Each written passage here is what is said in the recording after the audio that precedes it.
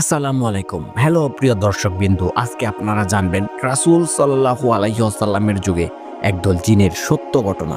তাই না টেনে আশা করি পুরো ভিডিওটি দেখতে থাকবেন।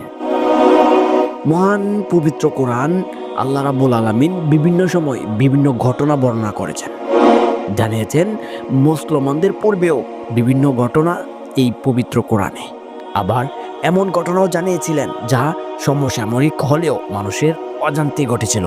তেমন একটি ঘটনা নবী করিম সাল্লাল্লাহু আলাইহি ওয়াসাল্লামের যুগে একদল জিন বদলে যাওয়ার।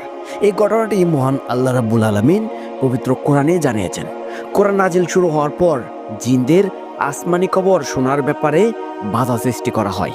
আকাশের কাছে পৌঁছলেই তাদের লক্ষ্য করে অগ্নিপিণ্ড ছাড়া হতো। জিনরা তখন বুঝতে পারে পৃথিবীতে কোনো নতুন ঘটনার কারণে এটা হচ্ছে, আর তারা কয়েকটি দলে বিভক্ত হয়ে যায়।